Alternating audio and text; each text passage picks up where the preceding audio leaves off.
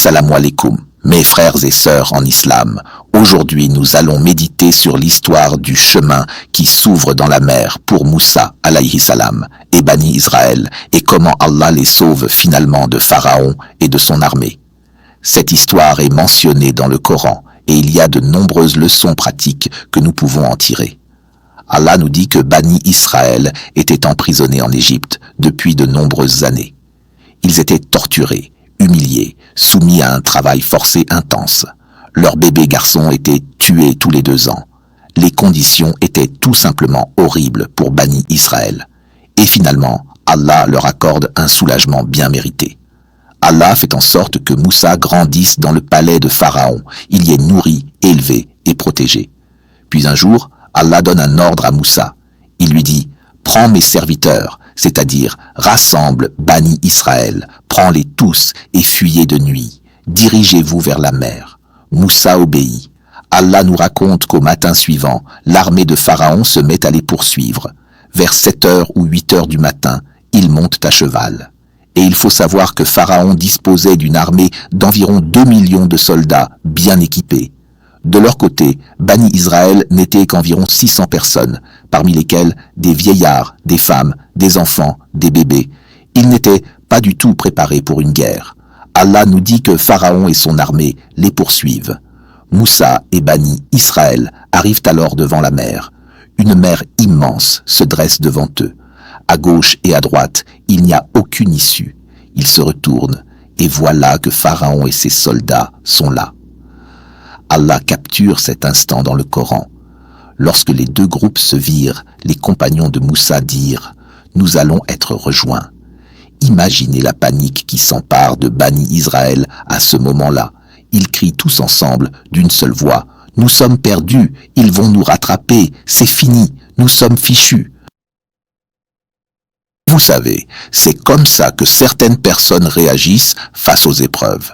Quand ils voient le fitna, les épreuves, les troubles, ils paniquent, perdent espoir, se disent que c'est la fin, qu'il n'y a plus d'issue, que tout est perdu.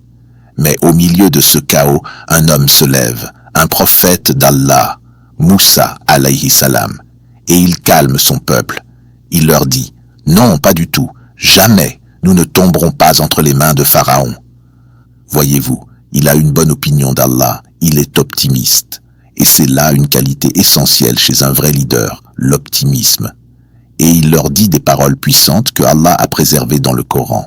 Il ne leur dit pas « Ne vous inquiétez pas, une armée va venir nous aider. J'ai des armes, j'ai de l'or. On pourra peut-être soudoyer Pharaon. » Non, il ne leur dit rien de tout ça.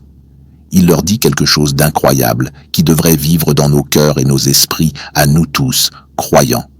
Kalla inna ma'ya rabbi sayahdin. Jamais, mon Seigneur est avec moi et il me guidera. Allahu Akbar. Voilà ce qu'est la certitude en Allah dans les moments de calamité. C'est ça, avoir la certitude qu'Allah te sauvera, même au milieu de l'épreuve la plus terrible. La plupart d'entre nous, lorsqu'on vit en terres occidentales, on se plaint. Le fitna est partout. Le mal entre dans nos maisons à travers les écrans. Les publicités font la promotion de l'indécence, de la nudité, de la perversité. Et on se décourage. On pense qu'il n'y a plus d'espoir. On dit « on va perdre notre foi ». Mais c'est précisément dans ces moments-là que nous avons besoin de la certitude de Moussa. Face à toute cette corruption, face à tout ce mal, mes frères et sœurs en islam, il faut se lever et dire « Mon Seigneur est avec moi, il me guidera, il nous sortira de cette épreuve, il nous sauvera de ces tentations, de ces troubles, de ces calamités. » Comme je l'ai dit, Moussa n'a pas dit « Une armée arrive. » Et de l'or, peut-être qu'on peut acheter notre survie. Non, à quoi bon? Qu'est-ce que l'or et les secours peuvent faire? Rien. Il s'est tourné vers la source la plus haute, la plus puissante. J'ai mon Seigneur avec moi. Et toi, pour qu'Allah soit avec toi, que dois-tu faire? Comment mériter la proximité d'Allah, surtout dans les moments de difficulté, dans les épreuves les plus dures? Allah, lui-même nous le dit.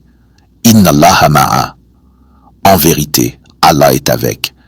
Allah dit, je suis avec vous tant que vous accomplissez vos prières.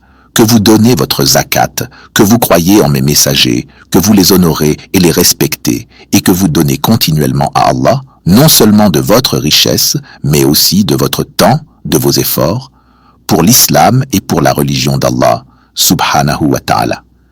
Ce sont 5 choses que si tu les accomplis avec constance, alors Allah est avec toi, peu importe la gravité de la tribulation, de l'épreuve ou du fitna que tu traverses dans ta vie. Parce que c'est précisément ce que tu veux quand tu fais face aux épreuves, aux calamités, aux tentations. Tu veux qu'Allah soit avec toi, car si Allah est avec toi, alors il ouvrira un chemin pour toi sans aucun doute. Regarde maintenant ce qui se passe ensuite, grâce à cette certitude, grâce à cette foi absolue que Moussa avait, qu'Allah est avec lui. Allah lui donne un ordre, prends le bâton qui est dans ta main et frappe la mer. Réfléchis à ça un instant. Qu'est-ce que ça peut bien faire? Si je te dis maintenant, prends un bâton et frappe l'océan, tu sais très bien que ça ne changera rien. Pour toi, pour moi, ça ne fera absolument rien. Mais le plus important ici, c'est que Moussa a obéi au commandement d'Allah. Allah lui a ordonné de frapper la mer avec son bâton.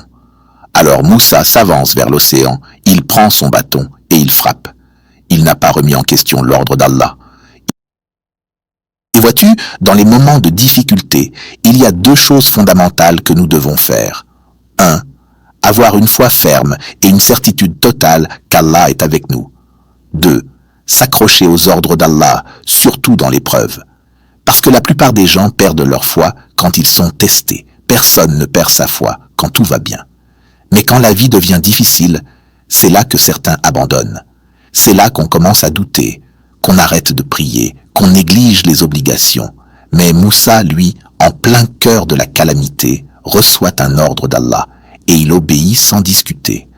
De la même manière, toi aussi, dans tes épreuves, Allah continue à te commander, prier, jeûner, donner la zaka, obéir à Allah, éviter les interdits. Ce sont toujours des ordres divins. Alors obéis, sans discuter, comme Moussa l'a fait. Et le résultat, le soulagement est arrivé. La mer s'est fendue en 2. C'est ça, le secours d'Allah. Et Allah a établi ce principe dans le Coran. Quiconque craint Allah, c'est-à-dire fait ce qu'Allah ordonne et évite ce qu'il interdit, Allah lui ouvrira une issue.